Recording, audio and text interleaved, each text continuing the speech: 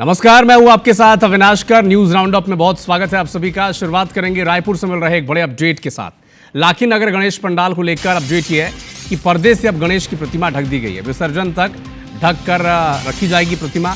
Law and order की स्थिति को देखते हुए प्रशासन ने ये फैसला लिया है। पंडाल के सामने प्रदर्शन कर रहे थे बजरंग दल और हिंदू संगठन के कार्यकर्ता।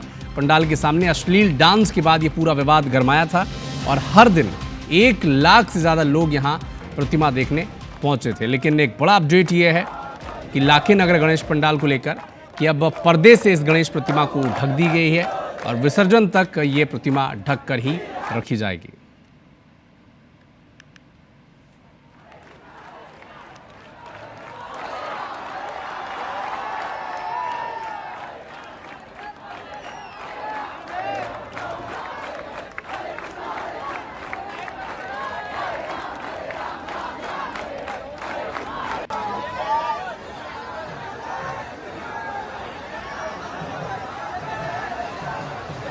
और बेहतर जानकारी के लिए हमारे सहयोगी संदीप शुक्ला हमारे साथ जुड़ चुके हैं। संदीप, वीडियो वायरल होने के बाद जिस तरह से बजरंग दल और हिंदू संगठन के कार्यकर्ताओं ने विरोध प्रदर्शन किया था, धरना प्रदर्शन किया था, उसके बाद एक बड़ा एक्शन माना जाए इसे? बिल्कुल, देखिए आपको बता दूं कि रायपुर में जो बहुत सारी गणेश प्रतिमाएं हैं उसका स्वरूप बदल दिया गया था, एआई और कार्टून फेस कर दिया गया था, जिसके बाद काफ़ी आक्रोश बजरंग दल और हिंदू संगठन दिखा रहे थे।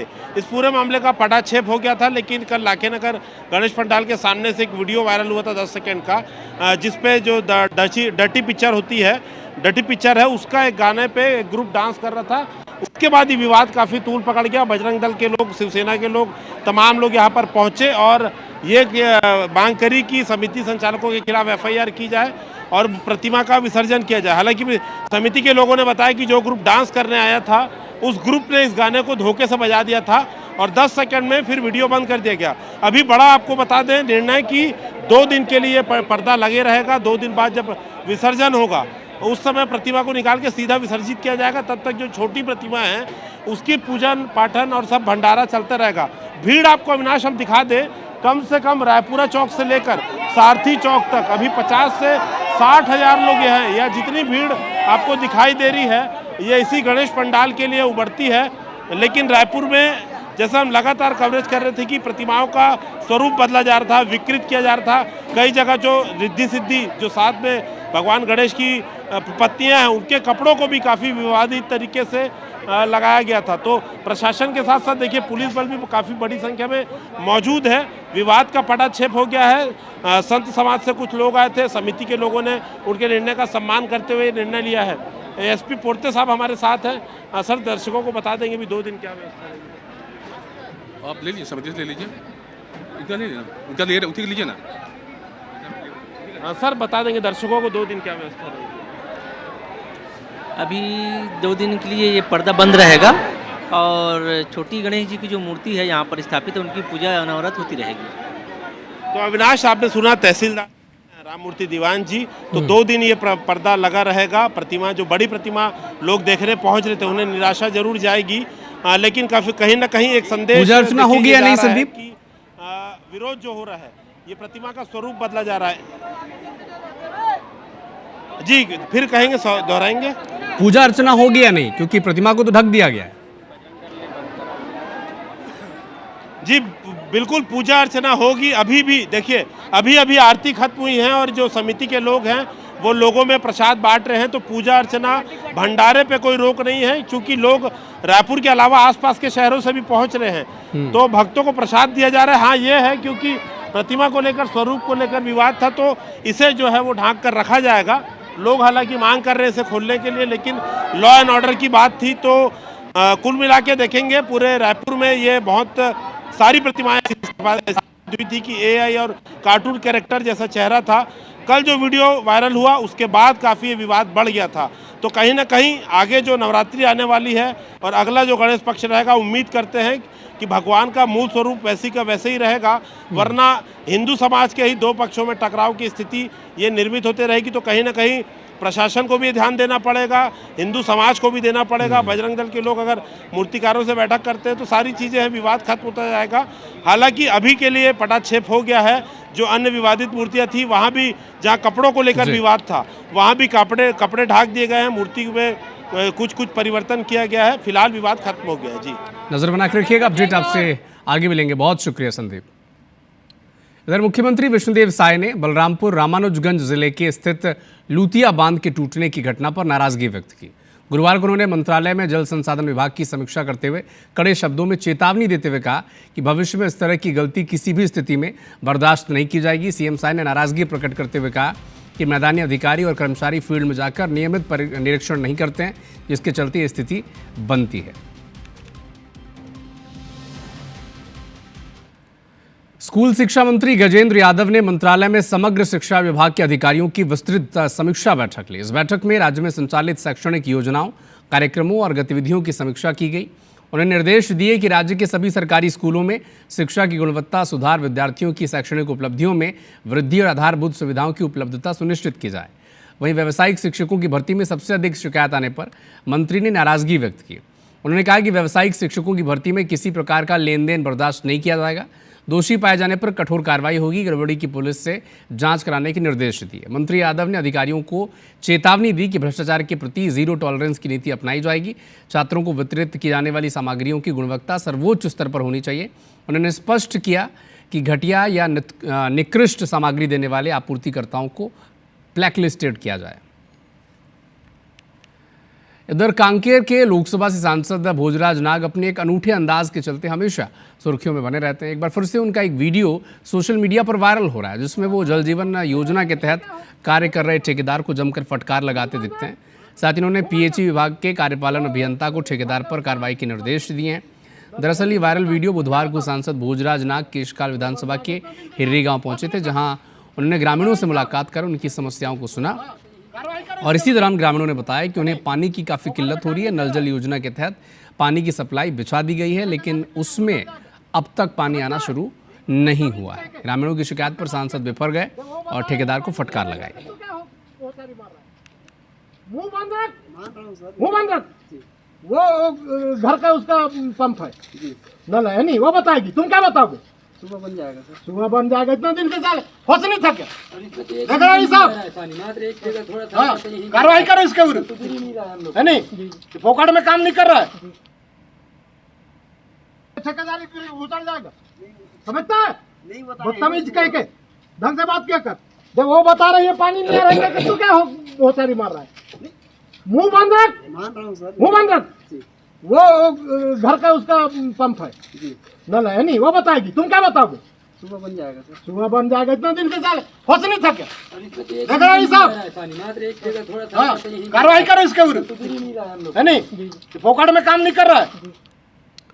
पीसीसी चीफ दीपक बैज ने पूर्व डिप्टी सीएम टीएस सिंहदेव के उस बयान का समर्थन करते हुए कहा कि कुछ कमियां थी, इसी के चलते सरकार हमारी 2023 में नहीं बन पाई। दरअसल टीएस सिंहदेव ने कहा था कि सरकार घोषणा पत्र की बातों को पूरा नहीं कर पाई, जिसके चलते 2023 में हमारी सरकार नहीं बन पाई। बैज ने जशपुर में गणेश विसर्जन के दौरान 6 लोगों की मौत पर दुख भी जताया। में कुछ कमियां रही होगी, तो उन कमियां ही हम लोग का हो सके, हम उन कमियों को जैसे सरकार नहीं बना पाई, उन कमियों को उन्होंने कहा, उन कमियों को आने वाला समय में दूर करेंगे। लेकिन जो सरकार, चुनी हुई सरकार आज सत्ता चला रही है, उन्होंने तो मोदी का गारंटी नाम दिया था, और इसी गारंटी को लेकर तो आज मितानिन हड़ताल पर है, प्रदर्शन कर रहे हैं, सीएम हाउस घेरने जा रहे हैं। छत्तीसगढ़ विधानसभा के नेता प्रतिपक्ष चरणदास महंत के चमचा वाले बयान पर सियासत गरमा गई है। बीजेपी लगातार कार्टून पोस्ट जारी कर कांग्रेस पर तंज कस रही है। बीजेपी ने सोशल मीडिया में पोस्ट कर कांग्रेस पर निशाना साधा। कार्टून पोस्टर में राजीव भवन को चमचा भवन बताया है। इस पर पीसीसी चीफ दीपक बैज ने पलटवार कर कहा कि अगर ऐसा है तो बीजेपी भवन का नाम भी नमक हराम भवन कर देना चाहिए। इस पर बीजेपी ने सोशल मीडिया पर एक और कार्टून पोस्ट जारी किया और तंज कसाई की चमचागिरी करना कांग्रेस पार्टी की विरासत रही है। इस पोस्टर में भूपेश बघेल और रविंद्र चौबे को आपस में बात करते दिखाया गया है। भारतीय जनता पार्टी के भवन में नमक हराम वाला भवन रखना चाहिए, पहला चीज। दूसरी चीज, महंत जी ने जो बात कही है वो स्पष्ट रूप से है, आपस में चढ़ाने बढ़ाने वाले लड़ाने वाले बहुत सारे चीज है, उससे हम लोग को सावधानियां बरतना चाहिए। हमारा मेन मकसद है कांग्रेस को मजबूत करने के लिए। कि ये सब राजनीति में सिफुगेबाजी चलती रहती है। मुझे लगता है कि ये तो टॉन्टिंग है और इसके लिए ना किसी को बुरा मानना चाहिए और ना इसके ऊपर में कोई एक्शन लेना चाहिए। देखो, चमचों की पार्टी है, साफ बता रहे हैं। कोई भी कांग्रेस पार्टी का, मूल कांग्रेस पार्टी के मुश्किल से 10-15% लोग सदस्य होंगे, बाकी सब कोई ना कोई किसी का चमचा या किसी गुट का व्यक्ति है। पीएम मोदी ने 15 अगस्त की स्पीच में जिस दिवाली गिफ्ट का वादा किया था उसे जीएसटी काउंसिल की मंजूरी मिल गई है। जीएसटी के अब सिर्फ 2 ही स्लैब होंगे, 5% और 18%। नए बदलावों से दूध, घी, TV, AC, car, bike, insurance जैसी 5 कैटेगरी की ज़रूरतें सस्ती हो जाएंगी। प्रदेश बीजेपी के प्रवक्ता अमित चिमनानी कह रहे हैं कि मोदी सरकार के इस बड़े फैसले से घर चलाना और घर बनाना जनता के लिए आसान हो जाएगा।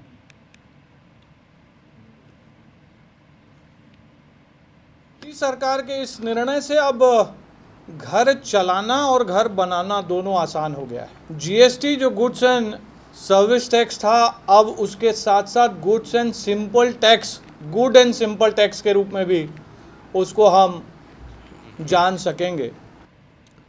1902 में राष्ट्रकवि रविंद्रनाथ टैगोर के छत्तीसगढ़ आने को लेकर उड़ रहे सवाल का विरोध शुरू हो चुका है। गोरेला पेंड्रा के स्थानीय लोगों और जनप्रतिनिधियों ने आपत्ति जताई है। दरअसल बिलासपुर के रेलवे स्टेशन में 26 दिसंबर 1983 को रविंद्रनाथ टैगोर की लिखी हुई कविता की एक पंक्ति अंकित है। इसके साथ ही ये मान्यता है कि रविंद्रनाथ टैगोर 1902 में अपनी पत्नी के इलाज के लिए पेंड्रा रोड स्थित सेनेटोरियम अस्पताल आए थे और अब तक किसी बात को माना जाता रहा है। इसके आधार पर ही पेंड्रा जिले में रविंद्रनाथ टैगोर की प्रतिमा स्थापित की गई है। सुनिश्चित आए थे, किसी प्रकार का कोई किंचित संदेह नहीं है कि वो नहीं आए थे। आजकल इतिहास को बदलकर कुछ भी रेखांकित करने का ये प्रचलन चल गया है। सेनेटोरियम में मृणाली देवी जो श्री गुरु रविंद्रनाथ टैगोर जी की पत्नी थी, उनका सेनेटोरियम में उपचार हुआ।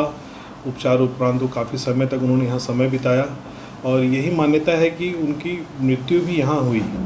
देखिए इस पे बहस का तो कोई कारण ही नहीं है, क्योंकि इतिहास में बहुत से ऐसी घटनाएं हैं जो हुई तो हैं लेकिन इतिहास के पन्नों में दर्ज ही नहीं है। गुरु रविंद्रनाथ टैगोर यहाँ पे आए थे और जो भी यहाँ पे कह रहे हैं कि वो नहीं आए थे, वो सरासर गलत है और हम उनकी यादों को सजोने का प्रयास कर रहे हैं। सीएम साय के पोस्टर पर गोबर लगाए जाने की घटना ने तूल पकड़ लिया है। इस घटना को लेकर सर्व आदिवासी समाज ने कड़ी आपत्ति जताई। आक्रोशित समाज के लोग आज बड़ी संख्या में कलेक्ट्रेट पहुंचे और मेन गेट के सामने धरने पर बैठ गए। उन्होंने कांग्रेस नेता तुकाराम पर ST/SC एक्ट के तहत FIR की मांग की और गिरफ्तारी की भी मांग की। दरअसल सोमवार की रात घायल गौवंश के इलाज के लिए डॉक्टर के फ़ोन रिसीव न करने से नाराज़ होकर कांग्रेस नेता तुकाराम चंद्रवंशी ने सीएम साय के पोस्टर पर गोबर लगा दिया था। इसका वीडियो वायरल होने के बाद ये प्रदर्शन किया गया। गोबर से पोता गया है उनके चेहरे को रात के 1:30 बजे, तो ये सीधा सीधा अपमान है हमारे आदिवासी समाज का। इनका गिरफ्तारी नहीं हुआ तो आमरण अनशन कलेक्टर के दरवाजे पर हम लोग, जब तक उनकी गिरफ्तारी नहीं होगी तब तक हम लोग यहाँ करने वाले हैं। जो तुकाराम चंद्रवंशी अपने आप को गौंटिया समझते हैं, गौंटिया की जो स्वभाव है वो हमारे जनजातियों को एक कमज़ोर तबका को समझ करके जिस प्रकार से पहले प्रताड़ित किया करते थे, वही भावना को लेकर के नीचे दिखाने का काम किया है। आदिवासी समाज के लोग यहाँ SP ऑफिस आए थे और उन्होंने एक आवेदन दिया है कि तुकाराम चंद्रवंशी के खिलाफ में अनुसूचित जाति अत्याचार निवारण अधिनियम के तहत कार्रवाई किया जाए। प्रकरण की हम जांच कर ले रहे हैं और जांच के बाद जो भी वैधानिक कार्रवाई होगी उसको हम करेंगे। आदिवासी समाज मेरे पास आए थे, अभी ज्ञापन दिए हैं और मैंने उस पर कार्रवाई के लिए जो है SP साहब को मार्क किया। ये मांग कर रहे हैं FIR होना चाहिए संबंधित जिसके बारे में बोल रही है। रायपुर, दुर्ग, भिलाई और राजिम में रेड के बाद ईडी की सभी टीमें अपने मुख्यालय वापस लौट गई। बुधवार को कृषि उपकरणों के कारोबारियों के करीब 18 से ज़्यादा ठिकानों पर दबिश दी गई। रेड के दौरान टीमों को कई अहम दस्तावेज और इलेक्ट्रॉनिक डिवाइस मिले हैं जिन्हें जब्त कर टीम अपने साथ ले गई है। मामला निलंबित IAS रानू साहू के डायरेक्टर एग्रीकल्चर की MD रहने के दौरान हुई खरीदी और सप्लाई से जुड़ा बताया जा रहा है। रायपुर शंकर नगर के विनय गर्ग और उनके सहयोगियों ने कोरबा, जांजगीर चांपा समेत कई अन्य जिलों में पेस्टिसाइड और कृषि उपकरणों की सप्लाई की थी। ज़्यादातर जिलों में डीएमएफ की राशि से कृषि सामग्री की खरीदी की गई थी। फिलहाल ईडी आगे की जांच में जुटी हुई है और जल्द सभी कारोबारियों और उनसे जुड़े लोगों को पूछताछ के लिए बुला सकती है।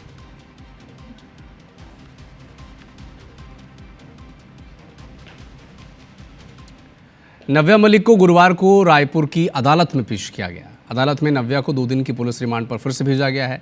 नव्या मलिक और उसके दोस्त अयान परवेज से पूछताछ के बाद पुलिस ने 4 और आरोपियों को गिरफ्तार किया है, जिनके नाम हैं विधि अग्रवाल, सुहेल खान, जुनैद अख्तर और ऋषि राज टंडन। विधि नव्या की सहेली है। पुलिस ने आरोपियों को रायपुर की अदालत में पेश किया, जहां दिन भर चली सुनवाई के बाद कोर्ट ने विधि को 2 दिनों के लिए पुलिस की कस्टडी में भेज दिया है। अयान परवेज और उसके साथ काम करने वाले 2 युवकों को न्यायिक रिमांड पर जेल भेजा गया है। नव्या मलिक और विधि अग्रवाल, अयान और जुनैद और एक सुहेल, इन 5 लोगों को पेश किया गया था। पुलिस ने उसमें से नव्या मलिक और विधि अग्रवाल और एक हर्ष, जो पहले जेल में चला गया था, उनका पुलिस रिमांड मांगा था 6 तारीख तक के लिए। 6 तारीख तक के लिए पुलिस रिमांड दिया गया और अयान और बाकी 2 लोगों का जुडिशियल रिमांड है, उनको जुडिशियल रिमांड में जेल भेज दिया गया है। रीवा पुलिस ने लोडर वाहन से भारी मात्रा में विस्फोटक सामग्री जब्त की है। पुलिस को बदवार पहाड़ पर खड़े एक लोडर वाहन में विस्फोटक सामग्री होने की सूचना मिली है, जिसके बाद गुड़ थाना प्रभारी ने स्टाफ के साथ पहाड़ पर घेराबंदी कर संबंधित वाहन को पकड़ लिया और 25 वर्षीय सौरभ प्रजापति निवासी टिकुला थाना, मोहना जिला ग्वालियर को पुलिस ने हिरासत में ले लिया। बताया जा रहा है कि ये विस्फोटक प्रयागराज के माँ विंध्यवासिनी एंटरप्राइजेस का था और वहाँ से 17 कार्टून में 425 किलो और एक खुले कार्टून से 10 किलो विस्फोटक बरामद हुआ। इसके अलावा वाहन में 2 बंडल ब्लास्टिंग में उपयोग होने वाला तार और एक खुले में कार्टून में विस्फोटक एसेसरीज मिली है। कई बिंदुओं में लापरवाही सामने आने के बाद पुलिस ने विस्फोटक सामग्री को जब्त कर आरोपी के खिलाफ मामला दर्ज किया है। ये गुड़ में मुखबिर से सूचना प्राप्त हुई थी, जिसके आधार पर एक गाड़ी जिसमें करीब 4 कुंटल से अधिक विस्फोटक पदार्थ था, उसको ड्राइवर के सहित इसमें हमने जब्त किया है और जब्त करने के बाद इसमें हमने भारतीय न्याय संहिता और विस्फोटक अधिनियम के अंतर्गत इसमें मुकदमा हमने दर्ज किया और जो आरोपी है उससे पूछताछ की जा रही है। एमपी में खाद की किल्लत और कालाबाजारी को लेकर किसान परेशान हैं। खाद से जुड़ी 2 खबर आपको दिखाते हैं। मुरैना में लगातार किसान खाद संकट से जूझ रहे हैं। मुरैना शहर के अलावा सबलगढ़, कैलारस, जोरा, अम्बाह, पूरसा सभी जगह किसान खाद के लिए परेशान हैं। किसान खाद के लिए लंबी लंबी लाइन लगाकर खड़े रहते हैं। किसानों का कहना है कि कृषि मंत्री इसी ज़िले के सुमावली विधानसभा से विधायक हैं। उसके बाद खाद की किल्लत सबसे ज़्यादा हो रही है। नर्मदापुरम में खाद की कालाबाजारी को लेकर कार्रवाई हुई। तहसीलदार ने अवैध रूप से बेचने वाले खाद दुकान को सील किया। तहसीलदार को शिकायत मिली थी कि घानाबड़ में एक दुकान में यूरिया और डीएपी का स्टॉक किया गया है, जिससे अधिक कीमत पर किसानों को बेचा जा रहा है।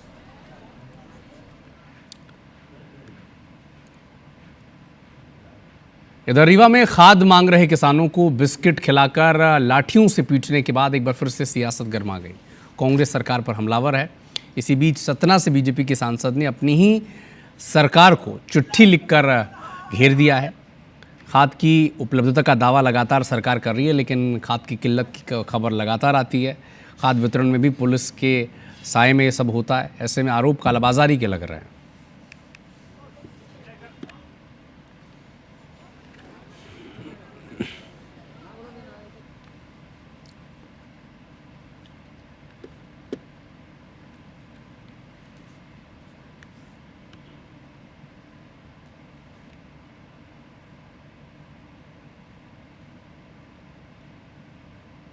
कि जो ये खाद का संकट है, करैया मंडी में जो आपने खाद देने गए जो किसान, उनको खाद न देकर आपने लाठियों से मारा है, उसकी आप जांच कराइए। और क्यों मारा आपने उनको, क्यों मारा? अगर खाद का संकट है तो आप अनाउंस करिए कि मध्य प्रदेश की मोहन सरकार खाद देने में अक्षम है। सरकार ये बताए कि कागजों में तो 1.5 लाख मीट्रिक टन ज़्यादा आप खाद बेचना बता रहे हैं, लेकिन ये जा कहाँ रहा है? फिर इतनी लंबी लंबी कतारें लग क्यों रही हैं? ये कौन घोटाला कर रहा है? ये कौन माफिया जो बीच में जो खाद की कालाबाजारी करके और किसानों का शोषण कर रहा है? सरकार इस बात का जवाब दे। की यूरिया डीएपी की उपलब्धता सुनिश्चित की गई है और कहीं भी कोई कमी नहीं है। मुख्यमंत्री जी द्वारा स्वयं समीक्षा बैठक ली गई है, लगातार मॉनिटरिंग की जा रही है और जो भी अव्यवस्था है उनको दूर की जाएगी। कांग्रेस के नेता किसानों को झूठ और भ्रम फैलाकर भड़काने का काम कर रहे हैं। ग्वालियर चंबल अंचल में एक बार फिर से खाद का संकट गहराया है। खाद वितरण केंद्र पर किसानों की लंबी लंबी कतारें नजर आती हैं। किसान खाद के लिए दर दर भटक रहा है। महिलाएं भी खाद के लिए कतारों में लगी दिखती हैं। टोकन मिलने के बाद भी किसानों को 10 से 12 दिन तक खाद का इंतज़ार करना पड़ता है।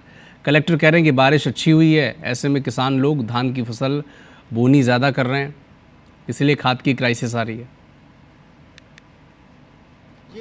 ग्वालियर चंबल संभाग में लगातार खाद का संकट बना हुआ है। जितनी मांग है उतनी किसानों को खाद नहीं मिल पा रही है। यही वजह है कि उनको वेटिंग मिल रही है। 10 से 12 दिन इनको लोगों को वेटिंग करना पड़ रही है, खाद का इंतजार करना पड़ रहा है। जिसको आज टोकन मिला है उसका नंबर मिल रहा है 16 तारीख का, 18 तारीख का, 14 तारीख का। तो समझिए कि किस तरह के हालात है। आपको ने टोकन ले लिया?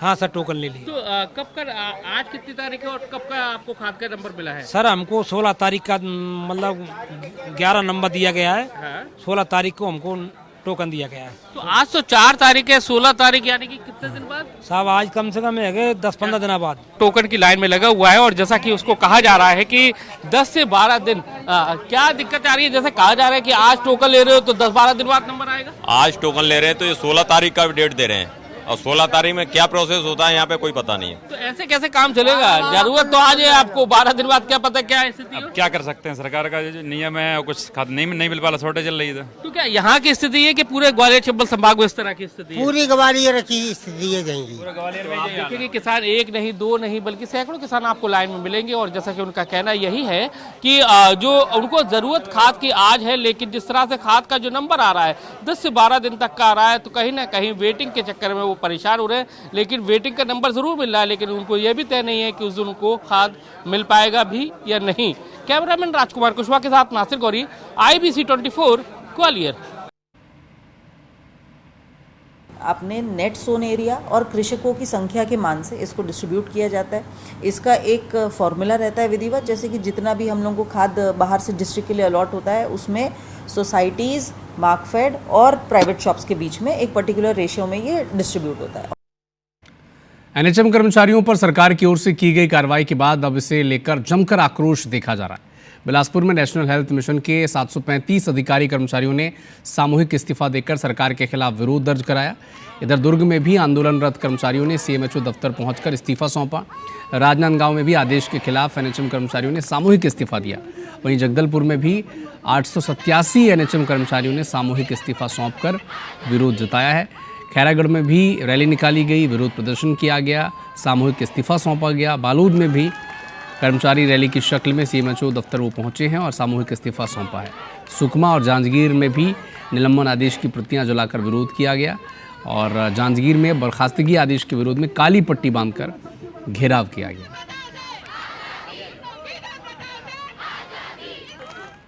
कांकेर में 18 अगस्त से अपनी मांगों को लेकर हड़ताल पर बैठे NHM कर्मचारियों ने आज जिला स्वास्थ्य अधिकारियों को सामूहिक इस्तीफा सौंप दिया। राज्य शासन द्वारा NHM संघ के पदाधिकारियों को बर्खास्त करने का आदेश देने से भड़के साथियों ने सामूहिक इस्तीफा सौंपकर शासन की मुश्किलें बढ़ा दी हैं। इधर अंबिकापुर में भी अपनी मांगों को लेकर NHM कर्मियों ने संविदा प्रथा का पुतला जलाकर विरोध जताया। वहीं कोरबा में भी NHM के 25 अधिकारी कर्मचारियों की बर्खास्तगी के आदेश से नाराज जिले के करीब 700 NHM कर्मचारियों ने सामूहिक रूप से DHO को इस्तीफा दे दिया। इसके साथ ही बलौदाबाजार जिले में भी बर्खास्तगी की कार्रवाई से नाराज 421 NHM कर्मचारियों ने सामूहिक इस्तीफा दे दिया। बता दें कि नोटिस के बाद भी काम पर नहीं लौटने पर सरकार ने 50 NHM कर्मचारियों की सेवा समाप्ति कर दी है। इस कार्रवाई के बाद NHM कर्मियों ने जमकर नाराजगी देखने को मिल रही है। नेशनल हेल्थ मिशन के कर्मचारियों की हड़ताल जारी है। एक दिन पहले सरकार ने 25 कर्मचारियों को बर्खास्त करने का ऑर्डर जारी किया था। इससे भड़के कर्मचारियों ने पूरे प्रदेश में मोर्चा खोल दिया। सरकार की सख्ती के खिलाफ कर्मचारियों ने अपना शक्ति प्रदर्शन किया। कर्मचारियों से बातचीत की हमारे संवाददाता राजेश राज ने। देश भर के एनएचएम कर्मचारी 18 दिनों से हड़ताल पर हैं। सरकार ने सख्ती दिखाई, एक दिन पहले 25 अधिकारी कर्मचारियों को बर्खास्त कर दिया और आज अगले दिन देखिए सारे प्रदेश में, पूरे प्रदेश में सामूहिक इस्तीफा देने पहुंच गए हैं ये तमाम कर्मचारी। ये तस्वीर रायपुर सीएमएचओ ऑफिस के सामने की है और पूरे के पूरे जिले के कर्मचारी यहाँ पर पहुंचकर हड़ताल कर रहे हैं, एक स्वर में नारे बुलंद कर रहे हैं, सामूहिक इस्तीफा देने पहुंचे हुए हैं और विरोध स्वरूप काले कपड़े पहन के पहुंचे हुए हैं। सड़क भी उन्होंने जाम कर दिया है। देखिए सरकार ने जो कार्रवाई की है उसके विरोध में आपका ये स्टैंड है, क्या कहेंगे? आगे भी ऐसे रहेगा जारी? बिल्कुल, ये आगे हमारा जो वो है हड़ताल जारी रहेगा। आज हम 16,000 कर्मचारी एक साथ इस्तीफा देंगे। सरकार जो इतना हमारे साथ रूडली व्यवहार कर रही है, जो हमारे ऊपर बर्खास्ती का आदेश दे रही है, इतनी ही तत्परता सरकार से मैं निवेदन करती हूँ कि इतनी ही तत्परता हमारी जो 5 मांगे उसका आदेश निकालने में किया जाए। आप लोग चूंकि बर्खास्तगी हुई है, लगता नहीं कि अगर सरकार अड़ी रह गई, बातचीत नहीं बनी, तो फिर आप लोग के कैरियर, आप लोग के जीवन पे भी आ जाएगा। जी बिल्कुल, लेकिन सरकार को हम इतने दिनों से निवेदन प्रतिवेदन कर रहे हैं। 160 बार से अधिक आवेदन किया गया और शांतिपूर्ण तरीके से ये आंदोलन जारी था, लेकिन हमारे साथियों के खिलाफ जो बर्खास्तगी का आदेश निकला उनका एक विरोध और हम इस आंदोलन को और उग्र रूप में ले जाएंगे। अब हम एनएचएम कर्मचारी अपनी मांगों को लेकर सड़क पर उतर गए हैं। जब तक हमारी मांगे पूरा नहीं होगी हम यहाँ से नहीं हटेंगे। बिल्कुल, तो सारी महिलाएं हैं देखिए बड़ी संख्या में और सारे एक साथ प्रदर्शन कर रहे हैं। सीधा सा मैसेज है कि सरकार बातचीत के रास्ते पे आए, टेबल पर आए, बातचीत हो और जो कार्रवाई की जा रही है वो कार्रवाई रोका जाए। कैमरा पर्सन अजय गुर्जर के साथ राजेश राज, IBC 24 रायपुर। छत्तीसगढ़ में मितानिन 2 मांगों को लेकर प्रदेश व्यापी आंदोलन कर रहे हैं। 6 तस्वीर आपको दिखाते हैं। रायपुर में सैकड़ों की संख्या में मितानिनों ने सीएम हाउस घेराव के लिए वो निकले, लेकिन उससे पहले पुलिस ने उन्हें रोक दिया। झड़प भी देखने को मिली।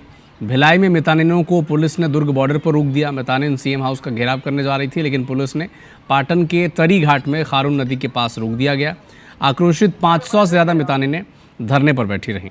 गरियाबंद में मितानिनों ने NH पर चक्का जाम किया। आंदोलन के जरिए रायपुर जा रही थी, रायपुर जाने से रोकने पर चक्का जाम किया। इधर बेमेतरा में मितानिनों को बिरला के लीमतरा चौक में पुलिस ने रोका। मितानिन सीएम निवास घेराव के लिए निकले थे। जांजगीर में मितानिनों को शिवनारायण में शबरी सेतु के पास रोका गया। मितानिनों को चांपा स्टेशन में भी रोका गया। इधर राजिम में मितानिनों ने राजिम पुल पर चक्का जाम कर दिया, जहां पर जाम की स्थिति हो गई और TI और SDM राजिम समेत बड़ी संख्या में पुलिस के लोग वहाँ पर मौजूद रहे।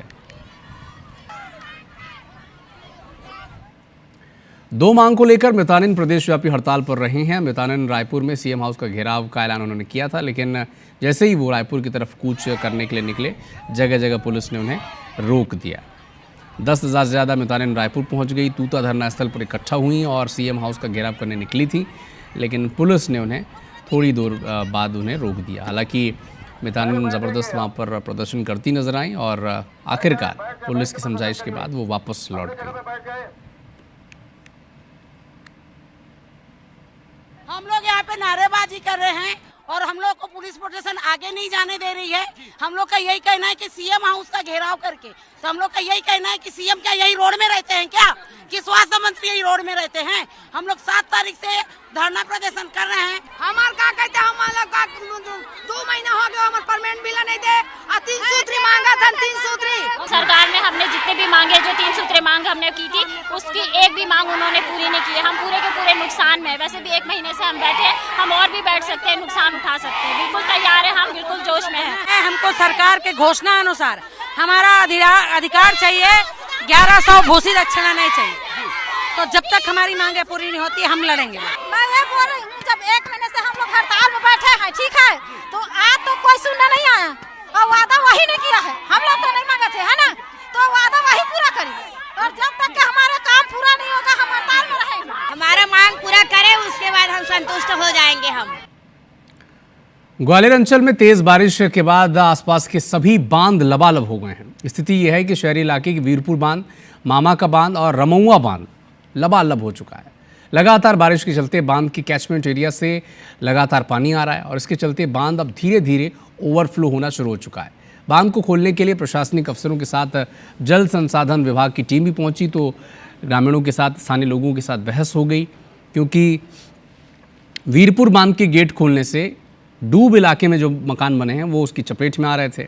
इसके बाद प्रशासन ने गेट की जगह बांध में बनी मोरी को खोल दिया, जिससे लोगों के घरों में अब पानी भर गया है।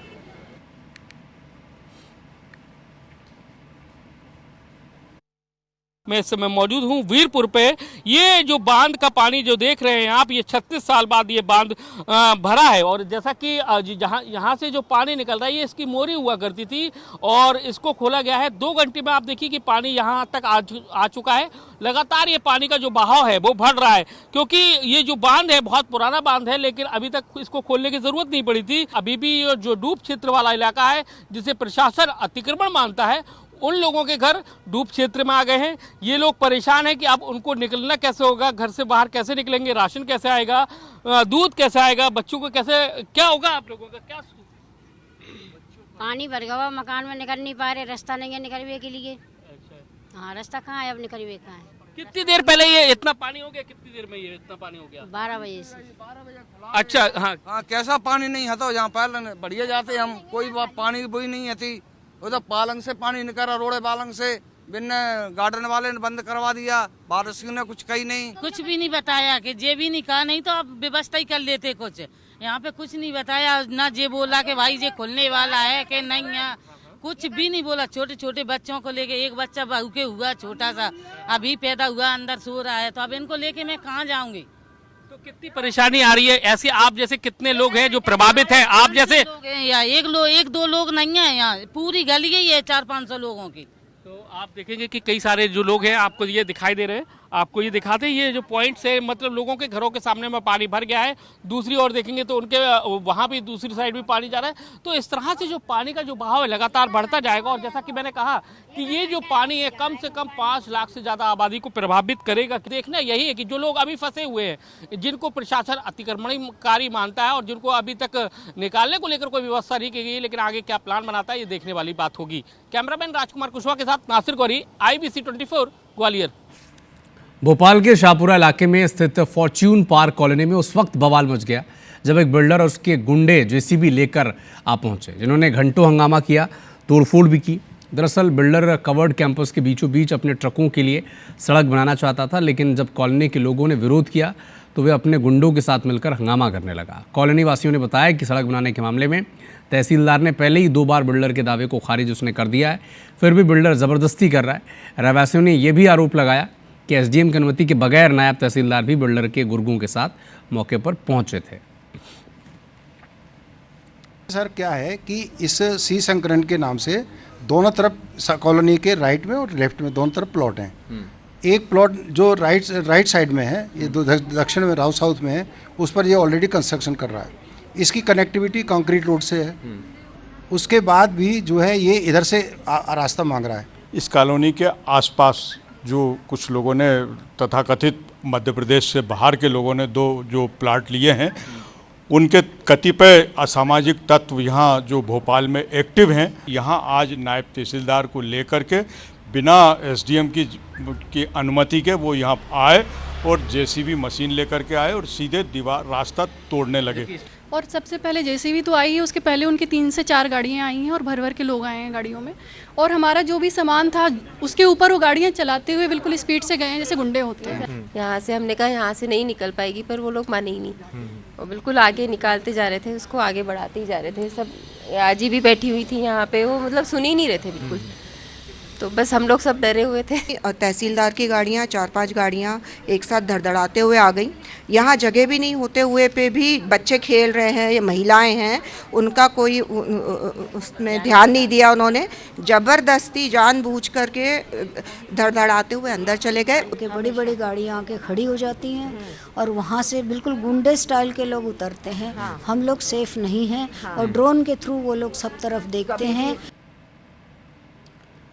रायसेन जिले के जमुनिया गांव का जनजीवन अस्त व्यस्त हो चुका है। घरों में बड़ी बड़ी दरारें पड़ गई हैं। ब्लास्टिंग से सभी लोग परेशान हैं। बच्चे पढ़ाई भी नहीं कर पा रहे हैं। वहीं मकानों के गिरने के डर से गांव के लोग घरों से बाहर निकलने को मजबूर हैं। मजबूरन गांव के लोग कलेक्ट्रेट पहुंचे, ब्लास्टिंग से हो रही परेशानियों की शिकायत की। ग्रामीणों का कहना है कि असमय ब्लास्टिंग से कच्चे मकान गिरने की स्थिति में आ चुके हैं। कई बार आवेदन दे चुके हैं लेकिन कोई सुनवाई नहीं होती। ये जो यहाँ पर वेल्सपन कंपनी बनी है, तो इसमें जो ब्लास्टिंग हो रही है उससे बहुत परेशानियाँ हो रही हैं। ये जो हमारे घर हैं इनमें दरारें चल गई हैं, और कुछ घर तो शायद अभी 1-2 साल पहले ही बने होंगे, वो उनमें भी काफ़ी दरारें आ गई हैं, मतलब गिर रहे हैं। और ये यहाँ पे मंदिर है, ये तो पूरा टूट ही चुका है। और CM हेल्पलाइन पे भी हमने कंप्लेंट करी है, तो उसके बावजूद भी कुछ नहीं हो रहा है। कई बार उनसे बोला गया, वो लोग तो कुछ ध्यान ही नहीं दे रहे हैं। हमें ये परेशानी है, ये कंपनी की वजह से हम लोग घर टूट रहा है और हमारे बच्चे बच्ची हम पन नहीं आ रहे, दूर बस रहा है, कह रहे तुम्हारे घर कभी गिर सके। वो ये छाड़ होगा, हमने मेहनत कर करके जो घर बना था, और जो घर हमारा टूट रहा, अब हम कैसे रहेंगे। ब्लास्टिक के मारे तो ना तो बच्चे पढ़ पा रहे और ना हम घर में सो पा रहे। तो इतनी जोर से आवाज़ आती है, ऐसा लगता है कोई घर टूट के गिर गया हो। आपके द्वारा विषय को संज्ञान में लाया गया है और इसमें जो संबंधित विभाग की एजेंसीज रहेंगी उनको निर्देशित करेंगे कि मौके पर जाएं और मौके पर जाकर के एक बार परीक्षण करें, और अगर वास्तव में ऐसी स्थिति पाई जाती है तो कार्रवाई करने के लिए निर्देश देंगे। कोंडागांव जिले के फरसगांव थाना क्षेत्र में एक नाबालिग से गैंगरेप का मामला सामने आया, जहां 2 युवकों ने मिलकर नाबालिग के साथ वारदात को अंजाम दिया है। हालांकि मामले में फरसगांव थाना पुलिस ने कार्रवाई करते हुए दोनों आरोपियों को गिरफ्तार किया। दरअसल आरोपी भूपेंद्र और देव ने कुछ महीने पहले पीड़िता के साथ इंस्टाग्राम पर दोस्ती की। फिर मार्च 2025 को आरोपी देव नेताम अपने दोस्त भूपेंद्र के साथ कार में पीड़िता के मोहल्ले पहुंचा, उसे बहला फुसलाकर जंगल की तरफ ले गए और इसी दौरान उन्होंने गैंगरेप किया। पीड़िता ने इस संबंध में किसी को नहीं बताया, डर के चलते। इसके बाद 1 सितंबर को आरोपियों ने पीड़िता के साथ फिर जबरन गैंगरेप किया। इस घटना के बाद नाबालिग ने हिम्मत जुटाई और परिजनों को अपनी आपबीती बताई है, जिसके बाद शिकायत की गई है। दोनों आरोपियों को जेल भेजा गया है। ग्राम गट्टीपलना में एक सूचना प्राप्त हुई कि एक जो नाबालिग बालिका है, इसका इंस्टाग्राम के माध्यम से 2 लड़कों के साथ में दोस्ती हुआ था और ये 2 लड़कों के द्वारा इनको बहला फुसलाकर इनके साथ में शारीरिक संबंध बनाया गया है और काफ़ी सूचनाएं इसके बारे में प्राप्त हुई, जिसके संबंध में बच्ची के द्वारा अपने माँ बाप को जानकारी देने पे उनके पेरेंट्स के द्वारा आके यहाँ पे थाने पे रिपोर्ट करवाया गया, जिसमें थाना के द्वारा तत्काल कार्रवाई करते हुए दोनों जो लड़के हैं उनको गिरफ्तारी की जा चुकी है। पहले ढाबे पर 3 लोगों की हत्या और फिर नानी की हत्या, और अब दामाद ने अपनी ही सास को कुल्हाड़ी से मारकर मौत के घाट उतार दिया। मामला सिहावा थाना क्षेत्र की इच्छापुर गांव का है। शराब के नशे में धुत एक दामाद ने अपनी ही सास पर कुल्हाड़ी से हमला कर बेरहमी से उसका कत्ल कर दिया। पत्नी से विवाद और मारपीट के बाद जब पत्नी घर छोड़कर भाग गई तो आरोपी दामाद गुस्से में सास के घर पहुंचा और दामाद को डांटा। जब सास ने तो टंगिया उठाई और सास के गले, कान और पीठ पर ताबड़तोड़ उसने हमला कर दिया, जिससे उसकी जान चली गई। आरोपी गिरफ्तार हो चुका है।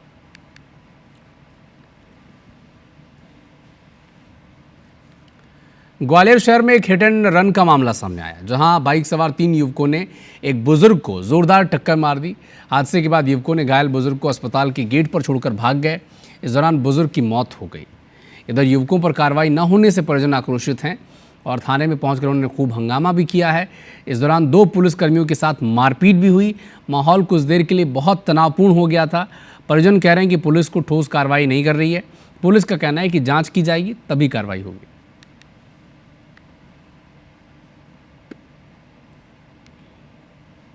हमारे क्रमांक 37/25 में पीएम कराने आरक्षक अनूप शर्मा के साथ में पीएम कराने गया हुआ था। मृतक के परिजनों ने बोला हम पीएम नहीं कराएंगे, हम तो डेड बॉडी वहाँ पर चक्का जाम करने ले रहेंगे, और मृतक के परिजन गाली गलौज करने लगे। मैंने उनकी वीडियो बनाना चालू कर दी। उसी बात पर नाराज़ होकर मेरी मारपीट की और मेरा मोबाइल छीन लिया। इसमें CCTV कैमरे खंगाले जा रहे हैं, लेकिन अभी बाइकर्स की लोगों की नाम या बाइकर्स का नंबर क्लियर नहीं हुआ है। प्रयास कर रहे हैं जितनी जल्दी क्लियर हो जाए और वैधानिक कार्रवाई उनके खिलाफ प्रथम सूचना भी की जा रही है।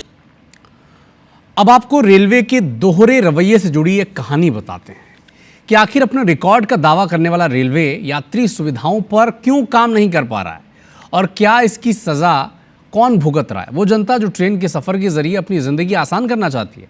क्या है ये मामला, इस रिपोर्ट से आप समझें।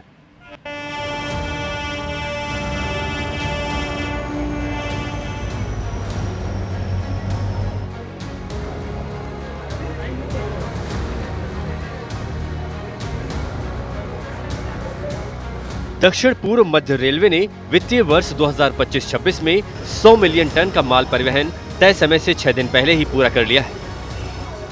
बीते साल भी 253 मिलियन टन का रिकॉर्ड लदान हुआ था। यानी रेलवे माल ढुलाई से लगातार भारी राजस्व कमा रहा है और देश में नंबर 1 बना हुआ है। दूसरी ओर लगातार यात्री सुविधाओं में कटौती, ट्रेनों के रद्द होने से रेल यात्री परेशान है। लेकिन रेलवे यात्री सुविधाओं की ओर ध्यान देने के बजाय अपने माल परिवहन के रिकॉर्ड का दंभ भर रहा है।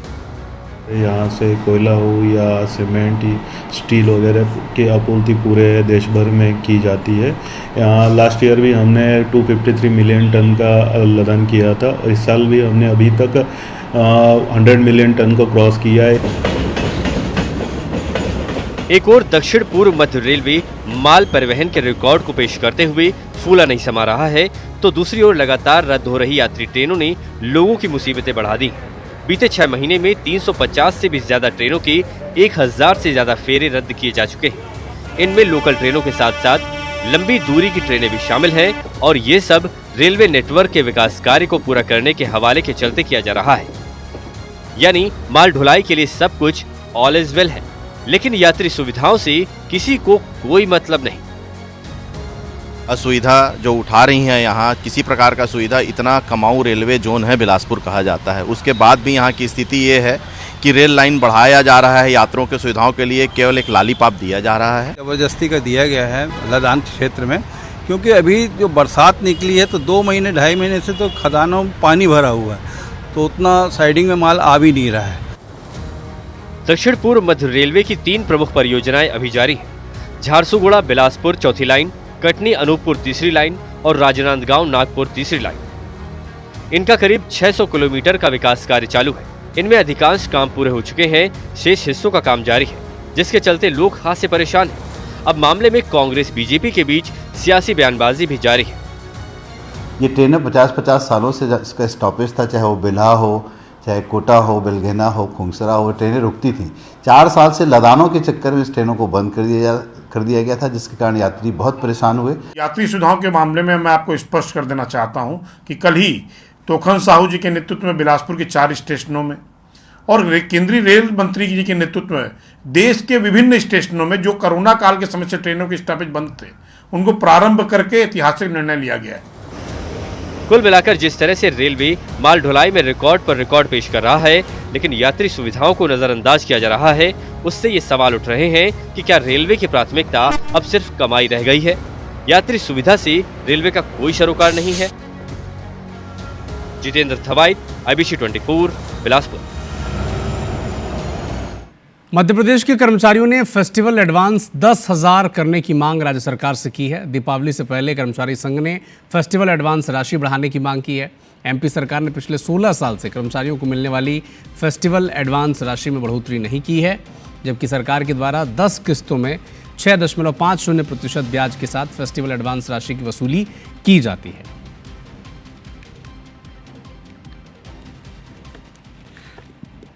जिस प्रकार से छत्तीसगढ़ राज्य में 2022 से 10,000 रुपये त्योहार अग्रिम सभी कर्मचारियों को, तृतीय एवं चतुर्थ श्रेणी कर्मचारी को कर दिया गया है, उसी प्रकार से मध्य प्रदेश में भी समस्त तृतीय एवं चतुर्थ श्रेणी कर्मचारियों को यह त्योहार अग्रिम दिया जाना चाहिए। सरकार इसको अगर लागू करती है तो इस पर सरकार का बोझ भी नहीं आएगा। उनकी मांग जायज़ है, मैं इसका समर्थन करता हूँ। कई वर्षों से ये बात उठती आई है, सरकार को दे देना चाहिए। क्यों नहीं देना चाहती? बड़ी बड़ी बातें करती है, धर्म को लेकर बड़ा प्रचार करती है, तो जितने होर्डिंग बैनर धार्मिक कार्यक्रमों के लिए सरकार खुद लगवाती है, उससे अच्छा होगा कि वो कर्मचारियों को पैसा बढ़ाकर दे दे। अधिकारी कर्मचारियों द्वारा जिस तरह से अग्रिम और त्योहारों से संबंधित मांग की जा रही है, सरकार उन पर सहानुभूति पूर्वक विचार करेगी और निश्चित ही अधिकारी कर्मचारियों के हित में निर्णय लेगी। ये भाजपा सरकार है जो प्रदेश के अधिकारी कर्मचारी और उनके परिवारों के साथ हर स्थिति में खड़ी है। शादी विवाद से जुड़े एक मामले में बिलासपुर हाईकोर्ट ने एक बड़ा फैसला सुनाया। कोर्ट ने पति की अपील स्वीकार करते हुए शादी को खत्म कर दिया और पत्नी को 15 लाख रुपए स्थायी गुजारा भत्ता देने का आदेश दिया है। मामला कोरबा जिले के कटघोरा क्षेत्र का है। SCCL में माइनिंग सरदार के पद पर कार्यरत युवक की शादी 11 फरवरी 2010 को हुई थी। समय के बाद दंपति के बीच विवाद बढ़ने लगा। पति का आरोप था कि पत्नी ने वैवाहिक दाम्पत्य निभाने से इनकार किया। वहीं पत्नी ने आरोप लगाया कि लड़की होने पर ससुराल वालों ने उत्पीड़न शुरू किया। मामले की सुनवाई जस्टिस रजनी दुबे और जस्टिस अमितेंद्र किशोर प्रसाद की डिवीजन बेंच में हुई है। कोर्ट ने कहा कि पति से बिना पर्याप्त कारण वैवाहिक जीवन से दूरी बनाना क्रूरता की श्रेणी में आता है। उज्जैन जिले में खाच रोड ब्लॉक के कई शासकीय विद्यालय आज भी जर्जर भवनों में चल रहे हैं। कहीं छत टपक रही है तो कहीं दीवारें दरक रही हैं। स्थिति इतनी खराब है कि शिक्षक भी विभाग की खामियों पर खुलकर बोलने से डरते हैं। लसूड़िया खेमा गांव का प्राथमिक विद्यालय इसका सबसे बड़ा उदाहरण है। यहाँ मात्र एक ही शिक्षिका है जो 1 से 5वीं तक की कक्षाओं में 34 बच्चों को पढ़ाती हैं। उनका कहना है कि जैसे तैसे बच्चों को पढ़ाना पड़ता है, साथ ही विभागीय कागजी काम भी पूरे करने होते हैं। इसकी स्कूल जर्जर हो रहा है, गिरने की कगार पे है, तो इसलिए और है तो मैडम मैंने लगाया आगे अधिकारियों को जो भी करेगा निराकरण और इसी जगह शिफ्ट करने का बोला है उन्होंने। अगर आप मैट्रिमोनियल साइट में हैं और नया रिश्ता ढूंढ रहे हैं तो ज़रा सावधान हो जाइए, क्योंकि भोपाल से एक ऐसा सनसनीखेज मामला सामने आया है जिसे सुनने के बाद आपके भी होश उड़ जाएंगे। देखिए कैसे पति पत्नी मिलकर तलाकशुदा महिलाओं को अपना टारगेट करते हैं। इस रिपोर्ट से आप समझें।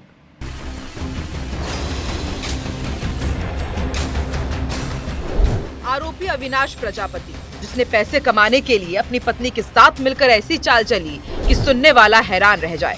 अविनाश ने खुद को तलाकशुदा बताया, मैट्रिमोनियल साइट में अपना प्रोफाइल डाला, जबकि उसकी पत्नी और उसकी बच्ची उसके साथ रहती थी। इस साइट पर उसके अलग अलग 2 युवतियों, जिसमें एक ब्यूटिशियन थी और एक बैंक कर्मी थी, उनसे संपर्क हुआ। दोनों युवतियां भी तलाकशुदा थी और अपने लिए फिर से साथी की तलाश में थी।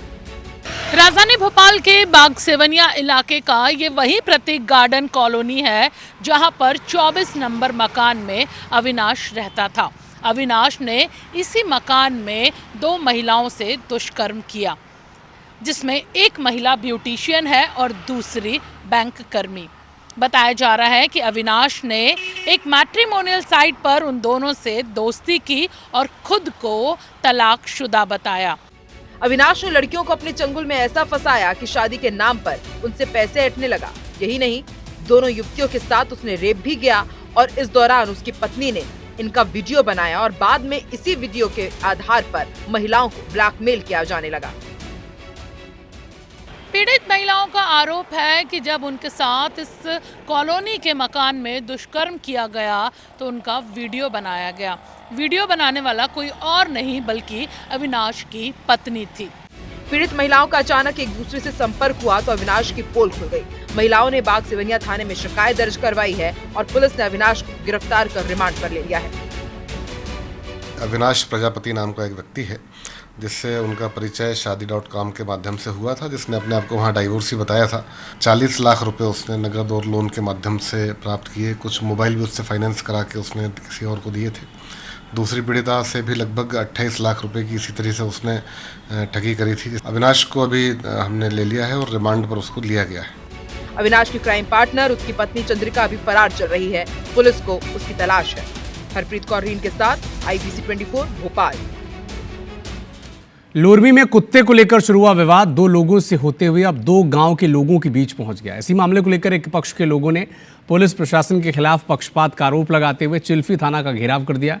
वहीं पुलिस की बैरिकेडिंग के चलते लोरमी कवर्धा मुख्य मार्ग में आवागमन बंद हो गया। दरअसल पूरे मामले की शुरुआत 29 अगस्त को हुई थी, जब साल्हे घोरी गांव से गुजर रहे मनकी गांव के 2 युवकों का पालतू कुत्ते के साथ एक्सीडेंट हो गया था। इसे लेकर कुत्ते के मालिक और बाइक सवार युवकों के बीच मारपीट हो गई थी, जिसके बाद विवाद बढ़ने से 2 गांव के कुछ युवक एक दूसरे के साथ मारपीट करने लगे। मामले में पुलिस ने 5 लोगों को गिरफ्तार कर लिया, लेकिन मनकी गांव के लोगों का आरोप है कि नामजद रिपोर्ट के बाद भी पुलिस कुलेश्वर साहू नाम के बीजेपी नेता को गिरफ्तार नहीं कर रही है। आज के युवक को बेरहमी से पीटा गया, जो आज 2 जाति के बीच में संघर्ष जैसी स्थिति पैदा हो गई है, जो उचित नहीं है। लेकिन इस पूरी प्रक्रिया में जो पुलिस की जो कार्रवाई है वह पक्षपात पूर्ण कार्रवाई होती हुई दिखाई दे रही है। इसलिए समाज के लोग यहाँ आए हैं। नाम किसी का था और किसी को गिरफ्तार किया गया है, तो इसके संबंध में उनको बताया गया जो एफआईआर में जिनके जिनके नाम दर्ज हैं उन सभी को गिरफ्तार किया जाए। तो उनको बताया गया कि जिनके जिनके विरुद्ध साक्ष्य पाए जाएंगे उन सभी को गिरफ्तार किया जाएगा। शादी विवाद से जुड़े एक मामले में बिलासपुर हाईकोर्ट ने बड़ा फैसला सुनाया। कोर्ट ने पति की अपील स्वीकारते हुए शादी को खत्म कर दिया और पत्नी को 15 लाख रुपए स्थायी गुजारा भत्ता देने का आदेश दिया है।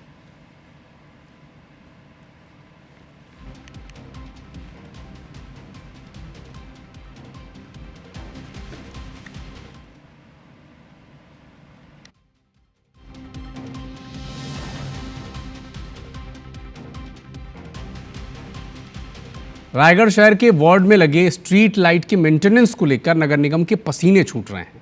निगम में स्ट्रीट लाइट का मेंटेनेंस करने वाली कंपनी EECL का ठेका खत्म होने के बाद कंपनी ने मेंटेनेंस से हाथ खड़े कर दिए। इधर 2 बार टेंडर करने के बाद भी निगम को स्ट्रीट लाइट के लिए कोई एजेंसी नहीं मिल रही है। अब आलम यह है कि वार्ड में अंधेरा पसरा हुआ है, लोग परेशान हैं। इधर आधी अधूरी तैयारी को लेकर कांग्रेस सवाल पूछ रही है।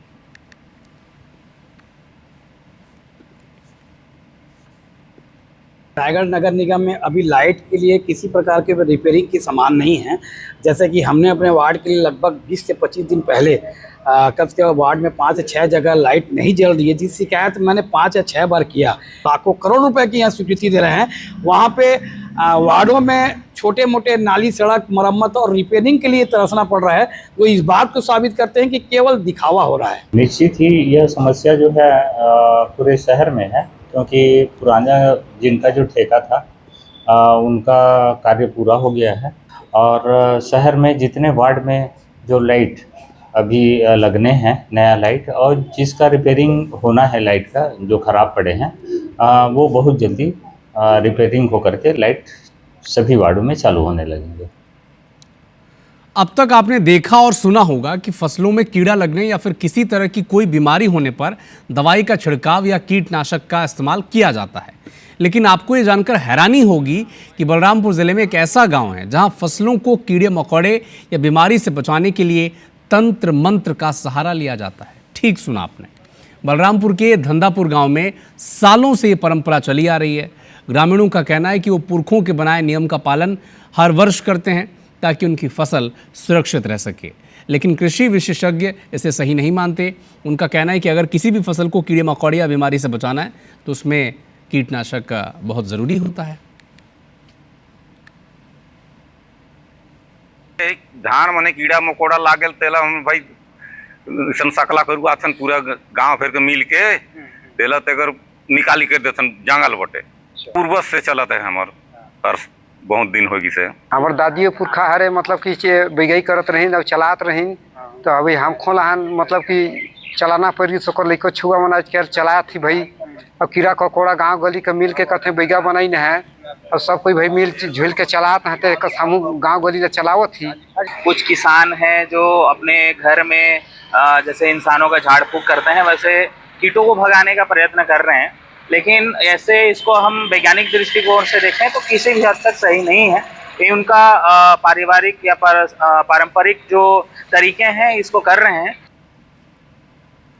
दुर्गू कुंदल के हाहालद्दी में गोयल ग्रुप की लौह अयस्क खदान प्रबंधन द्वारा भानु प्रतापपुर और दुर्गू कुंदल क्षेत्र में जन सरोकार का अभियान चलाया जा रहा है। बीते 3 दिनों से गोयल ग्रुप का माइंस प्रबंधन, खेल, शिक्षा और चिकित्सा के क्षेत्र में अपना सहयोग दे रहा है। गोयल ग्रुप द्वारा कोदा पाखा आयुर्वेदिक चिकित्सालय को राज्य स्तरीय हर्बल गार्डन बनाने के लिए 100 गमले और गार्डन में लोगों के बैठने के लिए 3 नग 3 सीटर बेंच भेंट किए गए हैं। कोदा पाखा के चिकित्सा अधिकारी ने बताया कि हर्बल गार्डन के निर्माण में गोयल ग्रुप ने महती भूमिका भी निभाई है। इसके लिए वो गोयल ग्रुप के माइंस प्रबंधन के सदा आभारी रहेंगे। गोयल ग्रुप के ऑफिसर अतुल जैन ने बताया कि उनका संस्थान इस तरह की जन उपयोगी कार्य सदा से करता आया है और आगे भी करता रहेगा। जो हाहालद्दी माइंस है जो गोयल ग्रुप के द्वारा संचालित है, यह हमारे जो हर्बल गार्डन के विकास में आपका बहुत महत्वपूर्ण भूमिका अदा कर रहा है। 100 जो है बड़े आकार के गमले और गार्डन चेयर जो 3 प्राप्त हुआ है, जो हमारे छत्तीसगढ़ का एक सुंदर स्वस्थ जो हर्बल गार्डन जो है बनेगा और इसका पूरा उपयोग जो ट्रेनिंग के लिए जो किया जाएगा। निश्चित ही इस क्षेत्र के शासकीय औषधालय केंद्र को जो गोयल ग्रुप के द्वारा चेयर और गमला प्रदान किया गया है उसका निश्चित ही फायदा मिलेगा। जड़ी बूटी और काफ़ी संख्या में लगाए जाएंगे इस केंद्र के द्वारा। बताया गया था कि हर्बल गार्डन के निर्माण के लिए उन्हें कुछ 3 सीटर बेंच एवं गमलों की आवश्यकता है, जिस पर हमारे संस्थान द्वारा डॉक्टर साहब की मांग को ध्यान में रखते हुए आज 3 सीटर बेंच एवं गमलों का वितरण किया गया है। राजधानी रायपुर में बुजुर्ग की हत्या के मामले में एट्रोसिटी कोर्ट ने बड़ा फैसला सुनाया। कोर्ट ने आरोपी बेटे को आजीवन कारावास की सजा सुनाई। दरअसल 1 जनवरी 2025 को कांदूल गांव में बुजुर्ग की हत्या हुई। विवाद में आरोपी देवेंद्र शर्मा ने अपने पिता को मौत के घाट उतार दिया था। मुजगहन थाना पुलिस ने आरोपी बेटे को मौके से गिरफ्तार कर लिया था, जिसके बाद आरोपी को न्यायिक रिमांड पर जेल भेज दिया गया था। पुलिस ने एट्रोसिटी कोर्ट में चालान पेश किया। 12 चश्मदीद गवाहों की गवाही के बाद आरोपी को आजीवन कारावास की सजा सुनाई गई। देवेंद्र शर्मा करके आरोपी था, उसने अपने पिताजी का मुजगहन थाना से नवनिर्मित मकान में उन्होंने हत्या किया था। और इस मामले में हमारे न्यायालय में माननीय विद्वान न्यायाधीश के समक्ष है यह प्रकरण अभी 3 महीने पहले आया था और 3 महीने के रिकॉर्ड समय में इसमें आज मतलब फैसला किया गया। इसमें करीब 12 गवाहों का परीक्षण होने के पश्चात माननीय विद्वान न्यायाधीश ने इसमें सजा दिया है। जम्मू कश्मीर पिछले 1 हफ्ते से लगातार भारी बारिश से जूझ रहा है, जिससे पूरे इलाके में व्यापक नुकसान पहुंचा है। सबसे ज़्यादा बुनियादी ढांचों में नुकसान हुआ है। एक जम्मू कश्मीर श्रीनगर नेशनल हाईवे 44 है, जो कश्मीर घाटी को बाकी के भारत से जोड़ता है। लगातार हो रही बारिश के बाद कई बार भूस्खलन हुआ, जिसके चलते कृषि उत्पादों से लदे दर्जनों ट्रक फंसे रहे, माल खराब हो गया, बड़ा नुकसान भी हुआ है। किसान और परिवहन संघ ने सरकार से शोपियां को पुंछ से जोड़ने वाली वैकल्पिक मार्ग की एक मांग भी की है। इसके बाद तो फिलहाल न्यूज़ राउंड अप में इतना ही, लेकिन देश और दुनिया के साथ एमपीआर छत्तीसगढ़ के हर अपडेट के लिए आप जुड़े रहिए हमारे साथ। नमस्कार।